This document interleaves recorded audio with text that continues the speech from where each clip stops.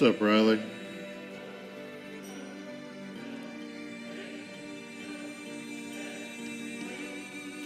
Going okay, but OBS keeps crashing, so we'll see if it lets me stream or not. Reinstalled it, but doesn't seem to be working.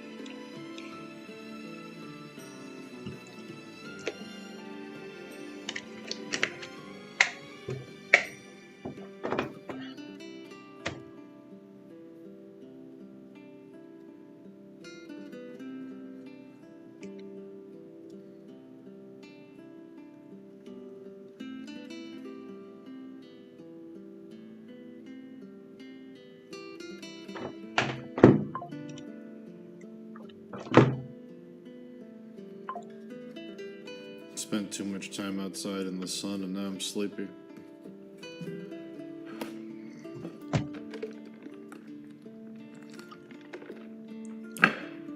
Oh, Jesus. Oh.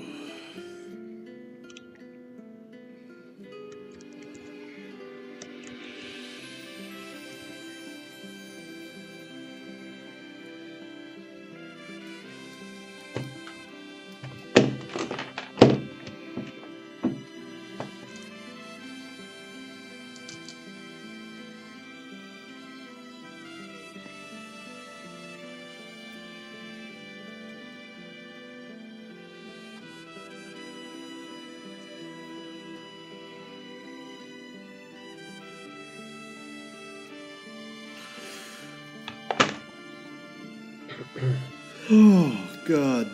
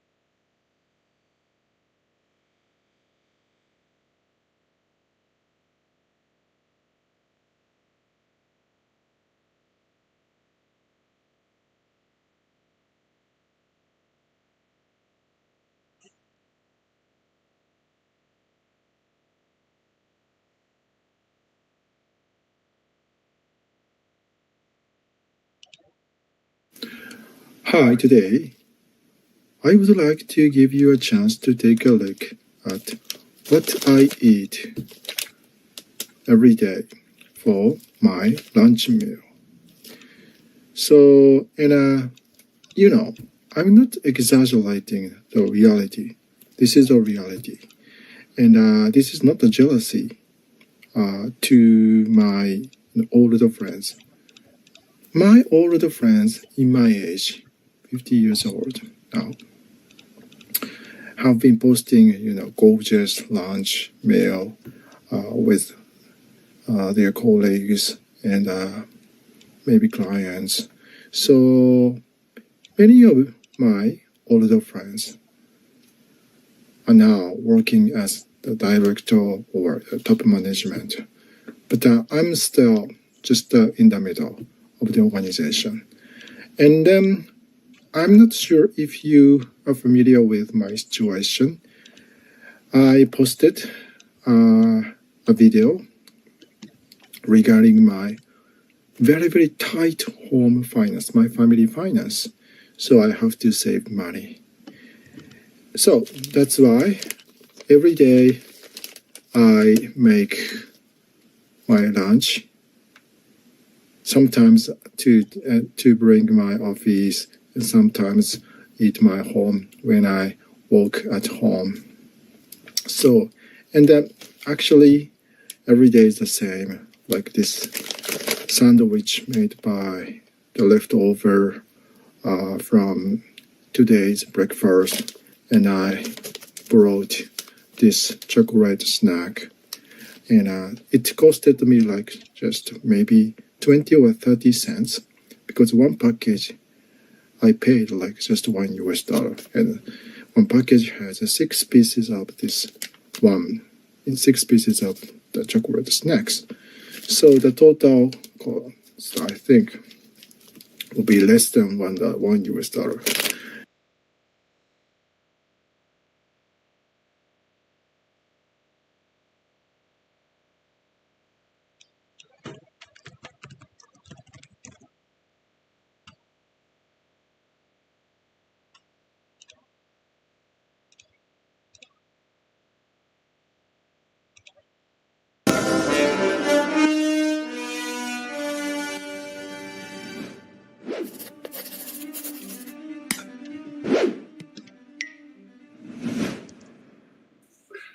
All right.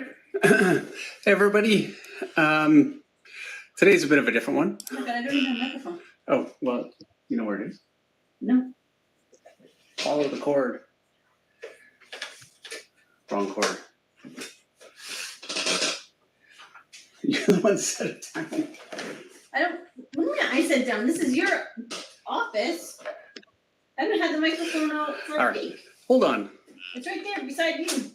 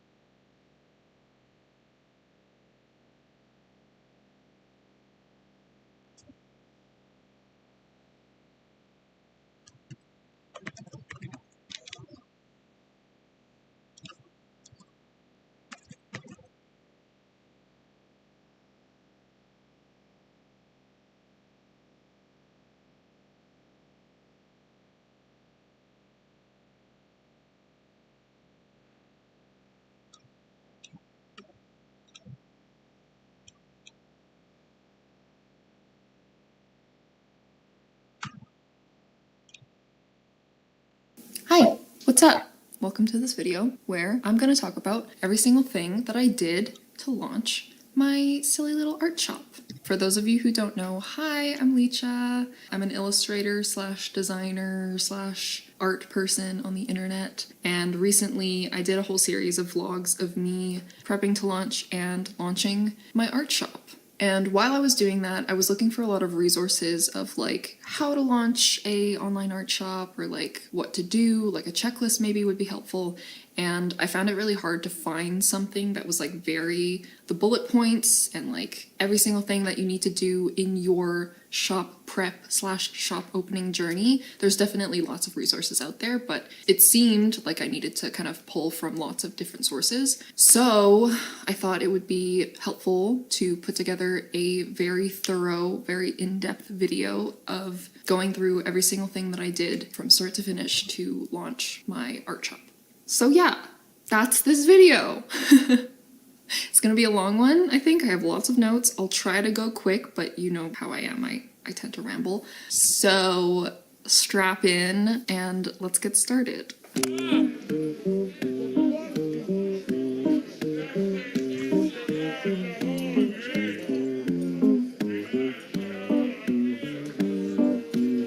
I'm gonna leave all of my notes in the description box below. The notes for this video, basically what I'm reading off of, so if you want all of this information in text form, it's literally right there. I'm also gonna include like more of a bullet points kind of checklist type thing. It's not going to include as many details or little tips or anything like that, but if you just want the checklist, that'll be down there as well. So yeah, I'm going to go through specific things like the specific services I used, programs, printers, items, whatever. I'm going to include a breakdown of my expenses. I'll talk about any insights or things that I learned along the way, things that I didn't think about, things that I couldn't find on the internet when I was looking for advice. And to put a disclaimer on top of all of this before we get started, I'm not an accountant or a pro e-commerce business person or anything like that. I have just launched an online art shop and sold some art prints. So that's my resume. So proceed with caution. And definitely for things like taxes or, you know, things that are specific to where you live, I highly recommend that you do your own research. You kind of have to, because I'm a person, logistics. I took my freelance business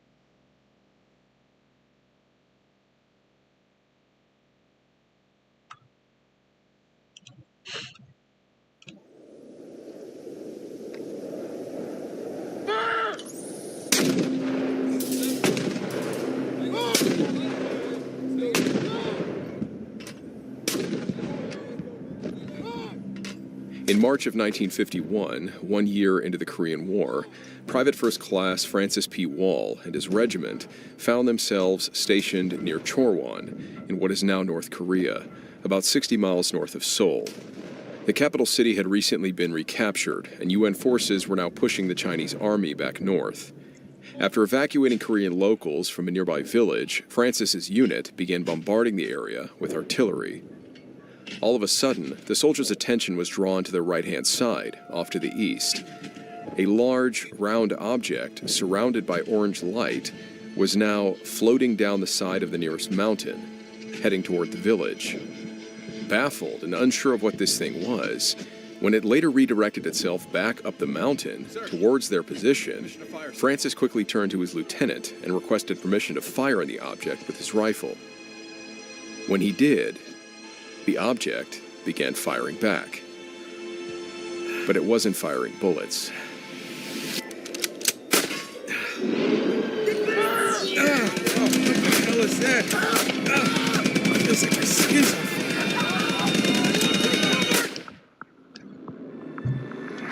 The mist which hangs before you offers you a choice, to pass through, or to escape. beyond it are Stories which defy the explanation and fly in the face. of what we know to be real, It is a void of both reality and impossibility. of both fact and superstition. You alone are left to discern what to believe as you pass through what we call the fog of war.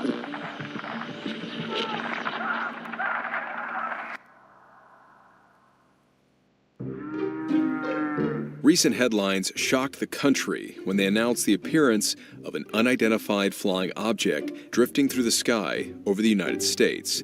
But while what amounted to be an overinflated UFO makes for an interesting story, other headlines have continued to announce a much more infuriating type of inflation. Like a spy balloon soaring up into the sky, economic turmoil has sent the cost of living higher and higher. And look, as a father of 4 children, I am constantly looking for ways to save money. And that's why I am making the switch to Mint Mobile, who is now partnering with me on this episode. Big wireless companies announced they are currently raising their prices right now to pass the cost of inflation onto their customers, but not Mint. Instead, they are deflating prices like an F-22 deflating an unwanted spy balloon. Mint Mobile offers premium wireless service for as low as $15 a month. So, if saving a bunch of money on your cell phone bill sounds like a good idea, all without sacrificing great coverage, don't wait. Shoot that balloon down now, while it's still over Montana. It can't possibly land on anybody. Maybe a cow. Head over to mintmobile.com/wartime stories right now. You could be saving money and supporting this channel at the same time. I do sincerely appreciate your support. Just don't waste another dollar on overpriced data that you don't even use.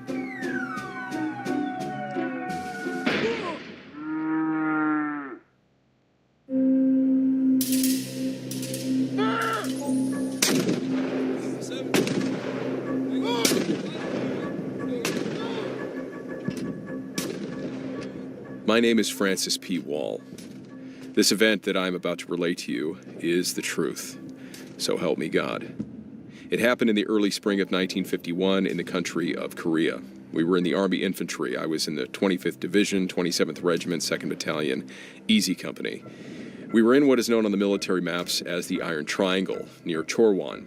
We were to the left of Chorwan, just across the mountain ridge from this city, or town, or whatever you want to call it. It is night. We are located on the slopes of a mountain, between the fingers of a mountain, as they run down toward the valley below, where there is a Korean village to our north. Previously, we had sent men into this village to warn the locals to evacuate because we were going to bombard it with artillery. On this night that I'm talking about, we had started doing just that. We had aerial artillery bursts coming in and exploding over this village. As the shells are bursting over this town, with the mountains to our backs, we suddenly noticed on our right-hand side what appeared to be a jack-o'-lantern come wafting down across the mountain. And at first, no one thought anything about it. This thing just continued on down to the village where the aerial artillery bursts were exploding. And this thing, it was that quick that it could get right into the center of an airburst of artillery, just from one airburst to another, as if it could predict where the artillery shells were going to be, then move to that spot right when the artillery shell explodes, which should be impossible. And yet, despite moving into the center of these airbursts of artillery, whatever this object was, it remained completely unharmed. The time element on this, I can't recall exactly. I would say we watched this thing for 45 minutes to an hour, all told, that this object hovered over the town in and out of these artillery bursts. But then this object started heading in our direction. It's hard to distinguish the size of it. There's just no way to compare it. But it pulsated. The light, that is, was pulsating. And it turned from an orange to a blue-green brilliant light as it approached us. Came to hover right over top of us, maybe 30 or so feet right above our heads. Sir. But as it approached, I asked for and received permission from Lieutenant Evans, our company commander at that time, to fire on this object, which I then did with an M1 rifle with armor-piercing bullets or rounds in it. And I did hit it. It must have been metallic because you could hear when the projectile slammed into it. Now, why would that bullet damage this craft if the artillery rounds didn't? I don't know, unless they had dropped their protective field around him or whatever. After my first shot, everyone else opened up with everything we had. But after that first shot, nothing would affect it. That one shot got it. That was it. Because evidently their defenses were lowered briefly, and when I connected with it with my round, their defenses were thrown back up. And after that, nothing could hit it. Because even with everything we threw at it, there wasn't another sound like that first shot. Like our bullets just couldn't make contact with the surface anymore. So now, right when my round hit it, the object started going wild, and the light was going on and off, and it went off completely once, briefly, and it was moving erratically from side to side as though it might crash into the ground.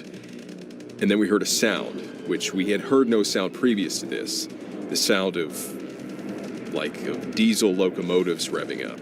It was a deep sound, like it was winding up, like it was trying to recover from the bullet impact. And then we were attacked. I guess you would call it that.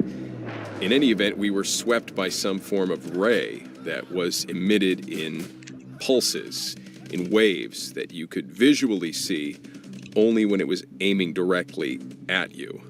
That is to say, like a searchlight sweeps around, and the segments of light, you would see it coming at you. And when this thing hit you, you would feel a burning, tingling sensation all over your body, as though something were penetrating through you. And so the company commander, Lieutenant Evans, hauled us immediately into our bunkers. We didn't know what was going to happen. We were scared. Anyway, these are underground dugouts where you have peepholes to look out to fire at the enemy. So I'm in my bunker with another man. We're peeping out at this thing. It hovered over us for a while, lit up the whole area with its light that I'm telling you about. And then I saw it shoot off at a 45-degree angle. Just that quick. It was there and was gone. That quick. And it was as though that was the end of it. But 3 days later, the entire company of men had to be evacuated by ambulance. They had to cut roads in there and haul them out. They were too weak to walk. And they had dysentery, and then subsequently, when the doctors did see them, they had an extremely high white blood cell count, which the doctors could not account for. In the military, especially the Army, each day you file a report, a company report. Now, we had a confab about that. What do we do about this? Do we file it in the report or not? And the consensus was no, because they'd lock every one of us up and think we were crazy.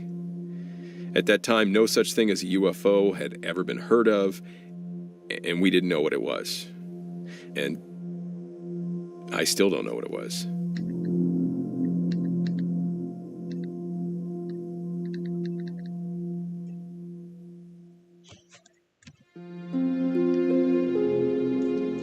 Immediately following their close encounter, Francis and dozens of other men in his unit were reportedly suffering severe headaches, nausea, and dysentery.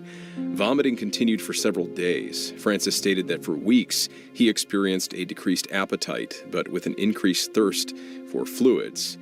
These symptoms, he describes, have been noted as being similar to those seen in victims of radiation poisoning. After recovering from the incident, Francis would ultimately survive the war and return home to North Carolina. He was honorably discharged from the Army the following year, in June of 1952. He explained how he dropped from 180 pounds to 138 pounds after returning home, and stated he had extreme difficulty keeping his weight up after that point. He went on to say even after returning home, throughout his life, he would continue to experience severe and recurring headaches, bad enough to have him sent home from work or to the hospital, but no doctor could evidently explain why. Since the time of the event, he reported experiencing periods of disorientation and memory loss. There was even a period of an entire 3 days that he says he couldn't remember, all of which was said to be noted in his medical records. These additional symptoms are similar to those described by others who have come forward about their own close encounters with these strange objects. In 1987, Francis conducted the interview in which he shared this story with a Mr. John Timmerman, who was project manager for the photo exhibit of the J. Allen Hynek Center for UFO Studies. When asked if he told the story to anyone else before the interview, Francis laughed and said, "Yes, I've told my wife and children. I have related this story to them many times over since coming back from Korea, but you know how it is with things like that." They said, "Uh-huh," and they go on, and that's the end of it.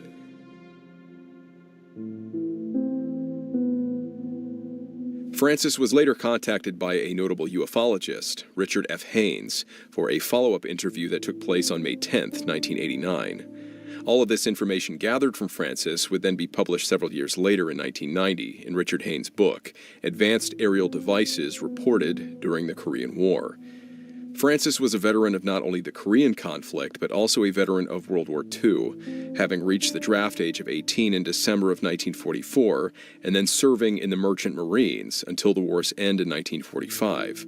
Then transitioning to the Army and being sent to fight in Korea only 5 years later, Francis's name, rank, serial number, and other information was confirmed by Richard Haynes to be on the official Army roster for his unit, the 27th Infantry Regiment Wolfhounds. The second lieutenant he mentioned, Del G. Evans, his name and other information was likewise confirmed on the official Army roster for Echo Company. Lieutenant Evans was a notable officer, receiving multiple service medals for valor and heroism and in recognition of his combat and leadership qualities. After the war, Del remained in the military and worked with U.S. Army intelligence. Among other things, he planned, organized, and wrote emergency defense plans for the Army. He retired as a lieutenant colonel in 1970, following 23 years of exemplary service. However, no source I found appears to indicate that Del ever made any mention of the strange encounter that Francis describes. Del Evans passed away in 2004, 5 years after Francis. I did attempt to contact Del's family to ask whether he might have ever mentioned anything about this encounter, but I was unable to reach them for comment. By the time this interview took place, in the fall of 1987, after 36 years, Francis understandably couldn't recall any of the names of the men in his unit that might still be alive to verify his account with their own, other than Second Lieutenant Evans. Francis had moved back to North Carolina after the war, and while many of the men in his unit had died during subsequent battles in Korea, he recalled that many of them were originally from states on the West Coast. He expressed regret about not being able to call up their names, but as with many soldiers, despite making fast friends in the military, over time they had simply fallen out of touch. Whatever the case, following an extensive dive into the styles and capabilities of both American and Russian aircraft in the early 1950s, Richard Haynes stated that no craft like the one described by Francis is known to have existed. When asked what he thought the object was, Francis answered quite plainly, "An alien spacecraft. Nothing like I had ever seen." I do believe that these things are real, Francis had stated previous to this, and I think that there is a cover-up, and we were ordered to say nothing about this. That shows you they are covering it up. It's foolish to believe that we have the only technology anywhere, you know? While there may no longer be any direct witnesses to verify his personal account, Dr. Haynes noted that this close encounter of the first and second kind contains interesting corroborative data to another UFO sighting that is listed in his book. This separate sighting took place on the night of March 10th, 1951.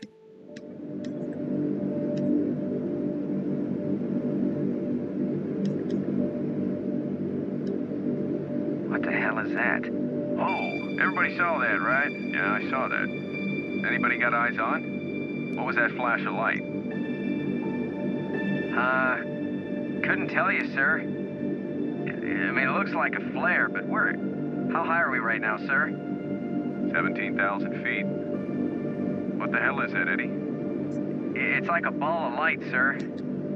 And, sir... What's that, Eddie? Never mind, sir. I think it's gone. The chief eyewitness in this case was the left scanner on a B-29 flying at almost 17,000 feet of altitude on a heading of 32 degrees northeast, 42 miles southwest of Chenampo, Korea. 8 of the other crewmen also saw very brief glimpses of this same bright light. The night was described as being clear and moonless.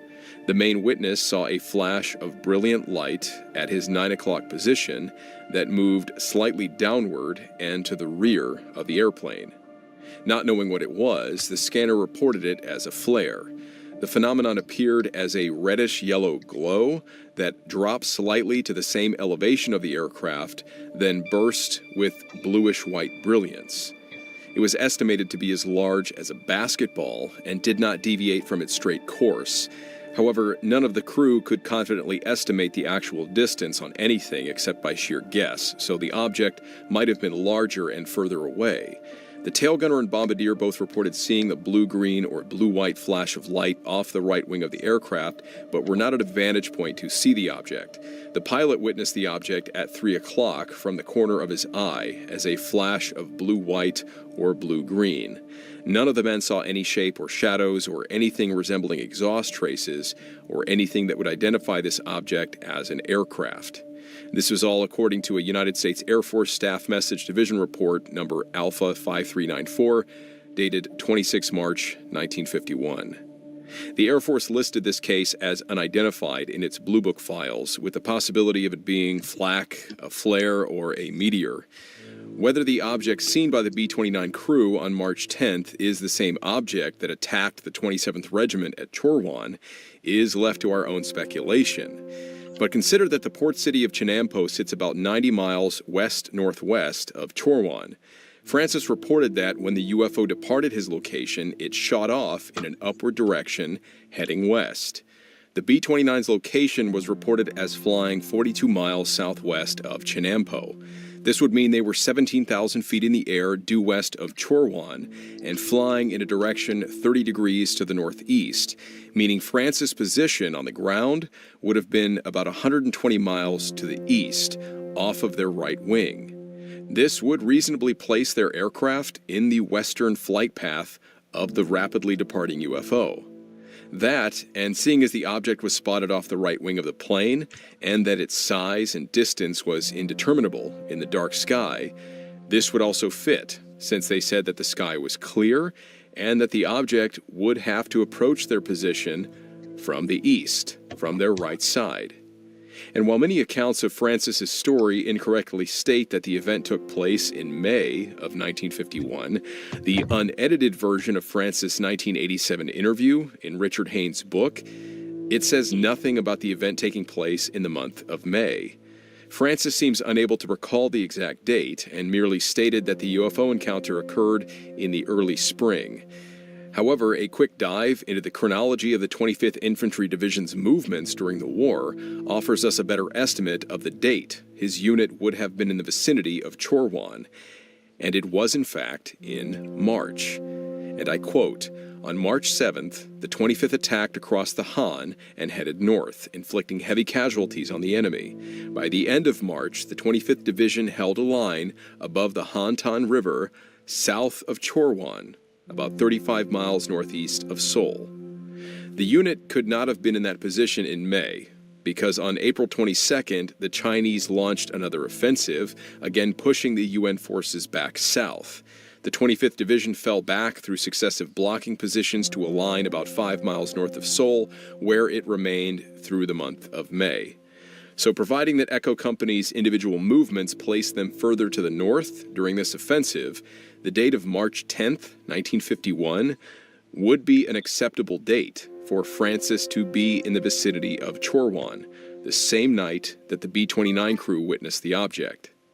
To recap, this information does allow for these two individual sightings to take place in conjunction with one another, possibly within the same short period of time, with the B-29 crew witnessing the object as it rocketed westward into the sky, away from its attack on Francis's infantry company. The object first presenting with an orange light, or reddish yellow, and then changing to bluish white light. This also matches in both cases. This, of course, is only speculation based on the available information, but whatever these objects were, if they were not the same object seen on the same night or even on different nights, then that would mean that there were two separate but identical objects being reported. And these two sightings are not alone. Indeed, the sheer number of documented UFO sightings during the Korean War is remarkable. Between September of 1950 till the winter of 1954, more than 63 military pilots, soldiers, ground radar operators, naval personnel, and others reported sighting more than 40 UFOs in the skies over Korea. With the war lasting just over 3 years, that amounts to at least one UFO sighting every month. And how many soldiers saw something similar, but never bothered reporting it?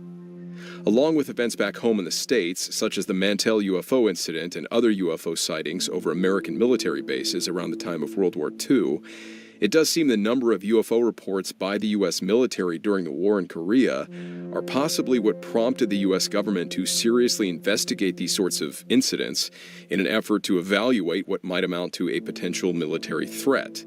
The U.S. Air Force established the highly classified Project Blue Book in March of 1952. Francis is certainly not alone in his belief that the large majority of these reported events have long been concealed from the public. His comments about this were made in 1987, and 30 years later, recent disclosures of military secrets about UFOs certainly do nothing to disprove his and others' long-held suspicions. A BBC article written in January 2023 pointed out that newly declassified U.S. government documents are revealing that sightings and reports of UFOs, or UAPs, by hundreds of U.S. service members means that these are hardly an unusual occurrence. Although some among the more than 40 reported UFO sightings over Korea are as remarkable as private walls, and these will have to be covered in future episodes, none of them appear to have been nearly as close in kind, nor do they offer the unique details that his close encounter does. However, and for me this is where the story gets creepy, a practically identical object was seen again 30 years later by multiple police officers on the Columbia River just north of Portland, Oregon.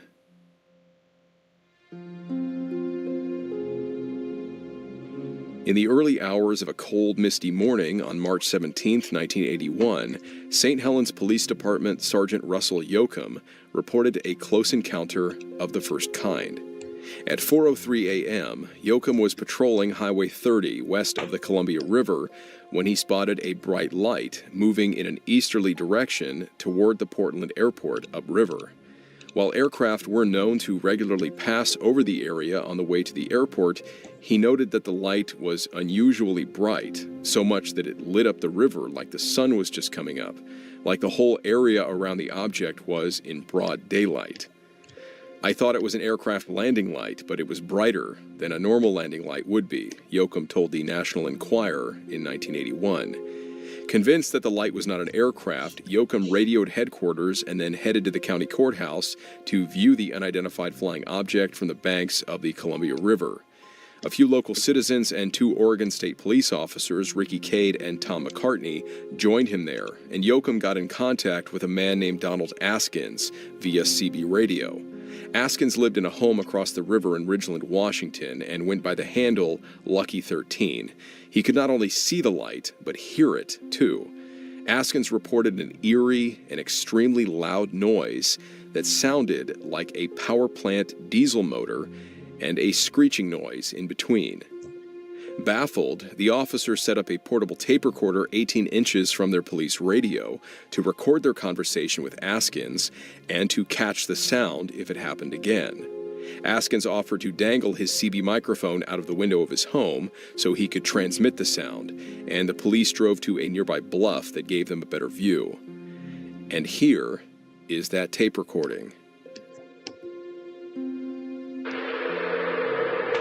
Hey, Lucky. So we got a tape recorder sitting there by a radio whenever you're ready. Yeah, we'll keep her running. If it starts up again, just key up and then we'll record a little bit of it.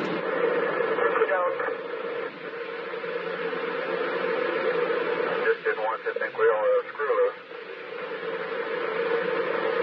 Down. wonder. I'll go to bed. Hey, TS, all it is now is just an orange glow. That's all I can see.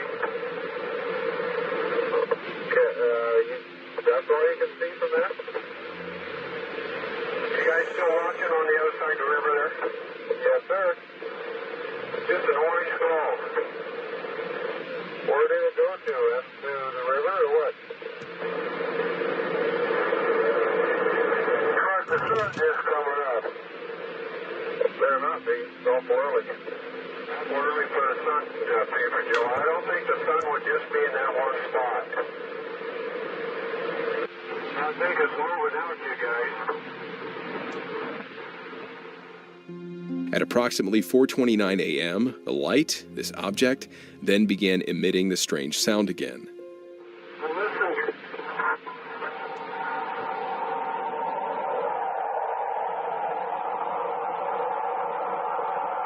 It's revving up its engines.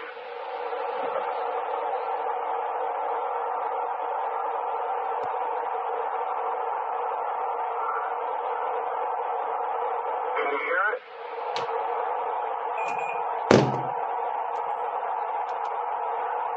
I hope you're taping this, you guys. Yes, we are. Sounds like to me a power plant diesel motor and a screeching noise in between it there with it. Okay, we're listening. 4:29 a.m. Just for the record. At 4:43 a.m., having now been surrounded by a thick fog that had rolled in over the river, the bright orange light suddenly went out. One officer said that the light made a funny whistling sound before it went out. Then it sounded as if it went up and away, McCartney recalled to the Inquirer, and within 30 seconds the fog separated and there was now a blue sky shining through. It was eerie. During the event, the Coast Guard was contacted by the state police and confirmed they did have the object on their radar. Sergeant Yoakum's department had likewise contacted the Portland airport, who first confirmed seeing the object on their radar. But within 5 minutes, the airport mysteriously called the police station back and denied it. Dr. J. Allen Hynek later had the tape recording analyzed at his Center for UFO Studies in Chicago, Illinois, and stated that the acoustical experts reported it was unlike any sound they had ever heard like that in nature, and that it was certainly not a helicopter. Whatever the noise was, is it not eerily familiar to the description of a diesel locomotive revving up offered by Francis from his close encounter in Korea? An encounter that took place 30 years earlier, and strangely, on nearly the exact same date, in March. Sounds like to me a power plant diesel motor and a screeching noise in between it there with it.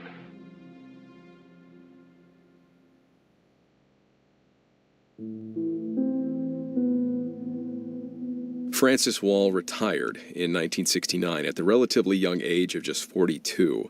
His daughter, Renee Denny, stated that he spent the next 30 years out of work, struggling with the after effects of the war, what was overlooked then but would likely be diagnosed now as a form of PTSD. He was especially affected by the sounds of airplanes and once knocked his own mother and sister to the ground after mistaking them for enemy troops. "I guess he would have flashbacks," his daughter said. Recounting one of his other stories from the war, she explained that one night he managed to make his way through a pitch-dark minefield, praying for his life as he went. Some among his fellow soldiers were not as fortunate. A sudden explosion, the sound of screaming. When he went into the army, his daughter said, he was happy-go-lucky, just a totally different person to when he came out. Over the years, his daughter continued, he would tell and retell the tale of his strange UFO sighting. The story was always the same. It never changed through the years. Perhaps not unlike his other traumatic experiences, Francis's recollections of the UFO sighting remained very consistent and acute. The summation of these vivid memories from Korea were nonetheless a tragic burden on Francis's mind until his passing in 1999. If his story is true, skeptics can only reason that what Francis witnessed might have been a severe hallucination brought on by the fog of war, the mental stress that occurs when soldiers are engaged in violent combat and experience an overwhelming feeling of uncertainty, like a fog. That seems a paltry explanation for such a vivid experience that Francis describes, but that is why these kinds of stories were selected to fall under the heading of the fog of war, being reminiscent of a Twilight Zone level of paranormal encounters. And even many among those Twilight Zone stories written by Rod Serling were inspired by his own combat experience and the terrible things he witnessed as an American paratrooper fighting in the Philippines during World War II. But unlike Rod Serling's cleverly written dramas, these fog of war stories are not intended to be considered works of fiction, whether we find them believable or not. Those who have had their stories shared on this channel, like Francis, have insisted that they are true encounters. With UFOs, many sightings do often appear to amount to cases of mistaken identity, even under the calmest of circumstances, far removed from the psychological stresses of combat. Perhaps a balloon, an insect, a cloud, a drone, or passing aircraft. But whatever Francis saw that night, at such close range, as well as the dozens of other military personnel during the war in Korea who reported similar objects, can we so easily dismiss them all as liars or delusional men suffering from the same identical hallucinations? As Francis indicated, reporting these sorts of strange and unbelievable encounters has long done more harm than good, and can certainly ruin both a man's reputation and his career in the military. How many more men and women have subsequently remained silent about what they saw? But even with verified military sightings and other such reports of these truly bizarre objects dating back decades, or perhaps hundreds or even thousands of years, depending on our historical interpretations, most unfortunately, the true nature of these objects and their exact origin only continues to elude us.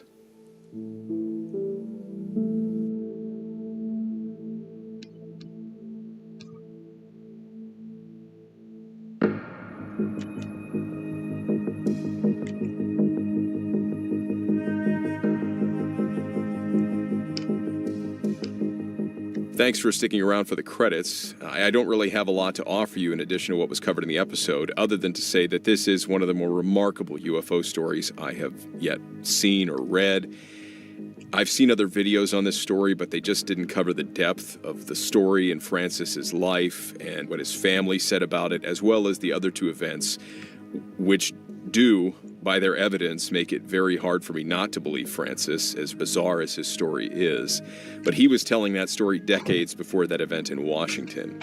And that event resulted in audio evidence of the existence of this craft, and that these three men who were on the radio about it were not insane. They were not crazy. They saw whatever they saw, and they recorded it. So just because Francis didn't have a video camera recorder, it does make it that much harder to discount his story. So let me know what you guys think about this in the comments. And if you have any other similar stories that you know of or things that maybe you've seen, would love to hear about it. Thank you for subscribing. Welcome all the new joins. I know this is my first episode since hitting 100,000. That's a big deal. So thank you guys. I appreciate the love and the likes and the comments, and plenty more stories coming down the pike. Tales from the Grid Square. I'm working with Nick to get some more of his stories published into an episode. Smoke Pit stories, you guys seem to like those. And thank you everyone who's been emailing me your personal stories. I have been getting the emails. I've just been really bad at letting you guys know that I get them. I'm going to try and work on that, and I usually wanted to send out a nice response and actually take the time to write and read your story and respond to it, rather than just send an email that says, hey, I got your story, I'll get back to you later. But with the amount of emails that are coming in now, I think that might have to take place. So I'll go back through and let you guys know I got your emails, but forgive me if I don't give you a nice long answer right away. And as always, a huge thank you to my Patreon and YouTube channel members, whose incredible support has long been what has kept this channel going. I will see you guys in the next episode.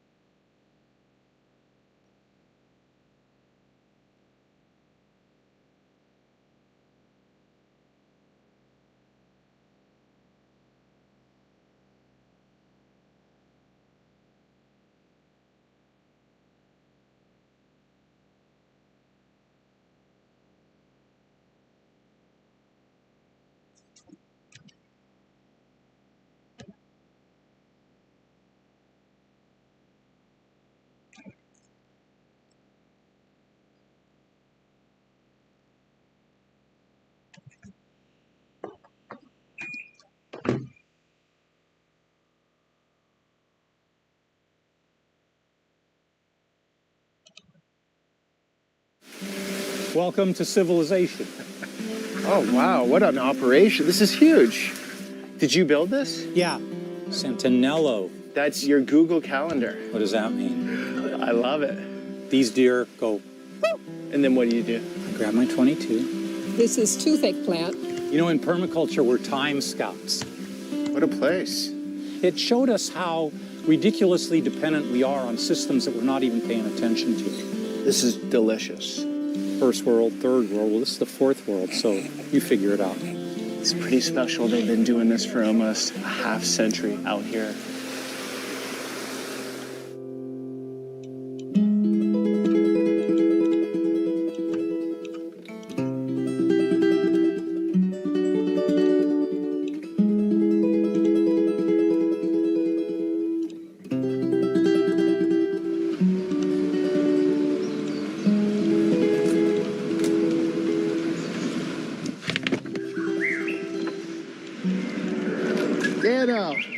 This is beautiful out here. Is that all you got?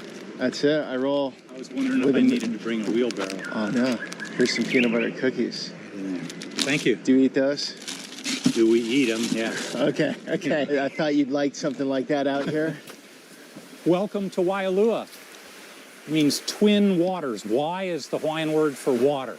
That's why you have so many Wais cities. Waianae, Wailuku, Waihe'e.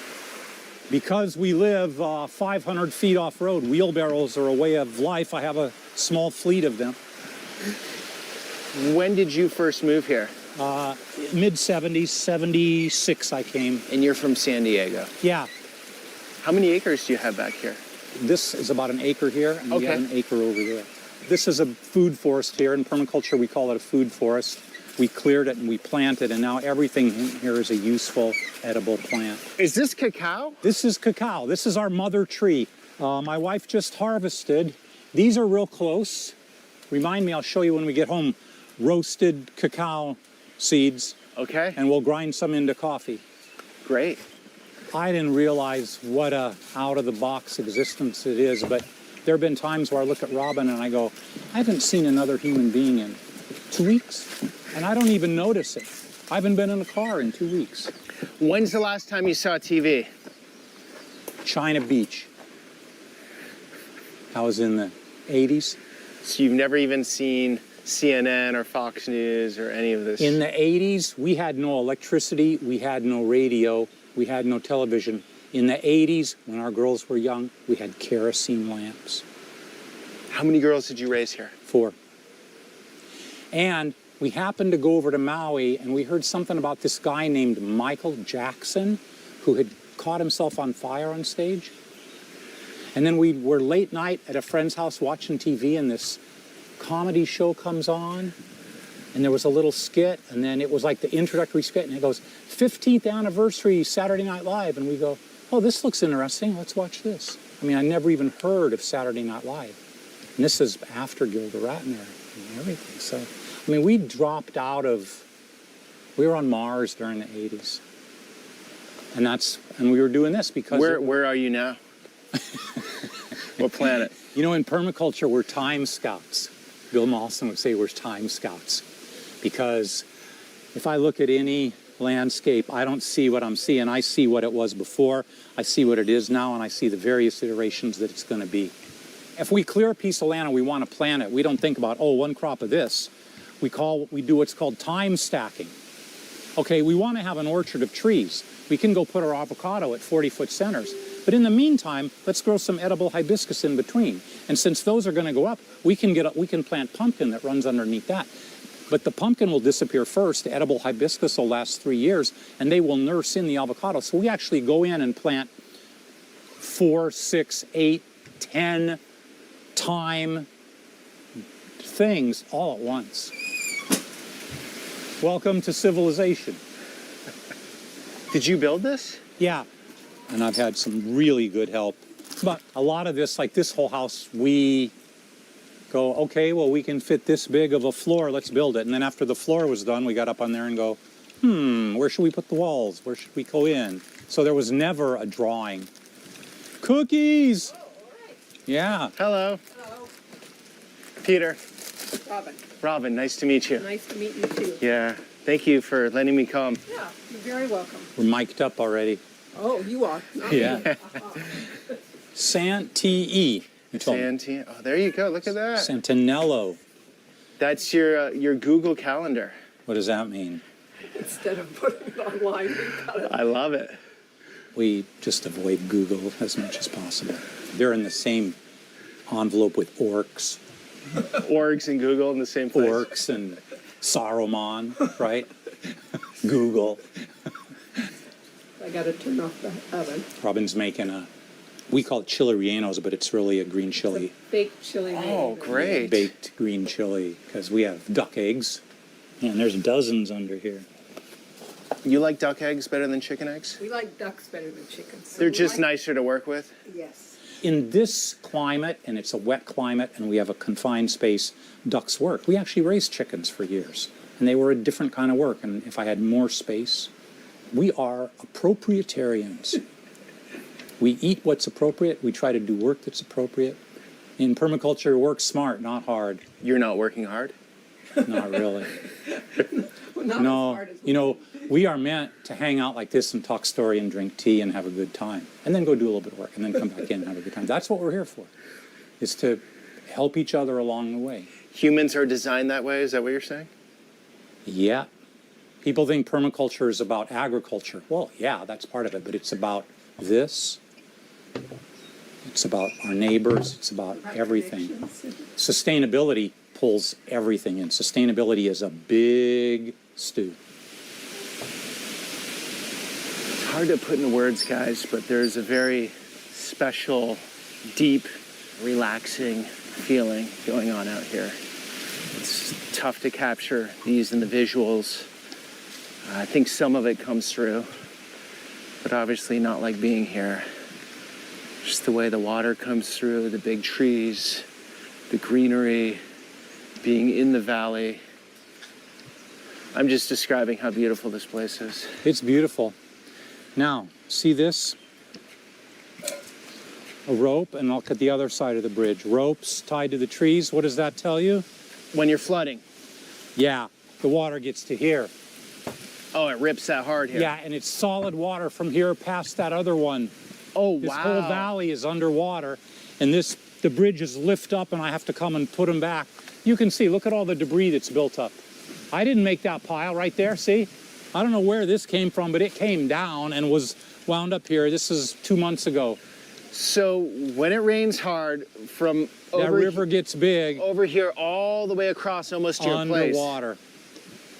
Wow. I've been out here, you know, like going from tree to tree with water around me like this before, just to check it out. Because out here it's not fast, it's moving. Out in the stream, it's roaring. How many times a year does that happen? It happens maybe once every 4 or 5 years. It isn't every year that we get quite that much. Okay, we've had maybe 8 or 10 massive floods in 40 years here. Yes. But we've also had years where twice a month for 3 months in a row, it'll move my bridges and I have to put them back. It's just a wet period. The most difficult is drought, which we have not had for 10 years. We have had drought. But drought is That's scary, huh? Because your whole livelihood is off growing things. and it's on having water. Yeah, and we can't get county water in here, so even the water we drink and bathe, everything comes. Everything's coming down there. Yeah, everything. Yep.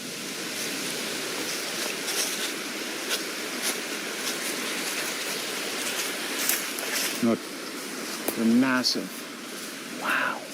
Probably picked 10,000 avocados this year.